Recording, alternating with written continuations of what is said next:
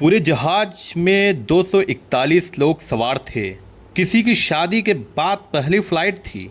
किसी के माँ बाप एयरपोर्ट पर हाथ हिलाते रह गए थे। लेकिन जब विमान जमीन से टकराया तो हर सपना, हर रिश्ता वहीं चकनाचूर हो गया। हर कोई मारा गया, सिर्फ एक शख्स जिंदा बचा, विश्वास कुमार रमेश।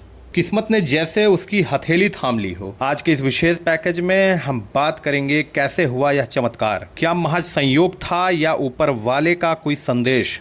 नमस्कार, मेरा नाम शौर्य द्विवेदी है और आप देख रहे हैं इन्वेस्टिगेशिया। 12 जून की सुबह एयर इंडिया की फ्लाइट AI 171 अहमदाबाद से लंदन रवाना होती है। बोइंग 787-8 ड्रीम लाइनर में कुल 241 लोग सवार थे। डॉक्टर, स्टूडेंट, नेता, दंपत्ति और बच्चे, हर कोई अपनी मंजिल की तरफ बढ़ रहा था। लेकिन यह उड़ान कभी पूरी नहीं हुई। टेक ऑफ के महज 49 सेकंड बाद विमान जमीन से टकरा गया, हॉस्टल पर गिरा, धमाके के साथ फट गया और सैकड़ों जिंदगियां राख बन गईं। लेकिन amidst all the death and destruction, seat 11A से एक चमत्कार जन्म ले चुका था। विश्वास कुमार रमेश, ब्रिटिश भारतीय नागरिक, 34 साल के विश्वास अहमदाबाद अपने परिवार से मिलने आए थे और लौट रहे थे। जब रेस्क्यू टीम मलबा हटाकर बाहर निकाल रही थी तो उन्हें विश्वास की धीमी सांस सुनाई दी। धूल, खून और टूटे शीशों के बीच वो जिंदा थे। उनकी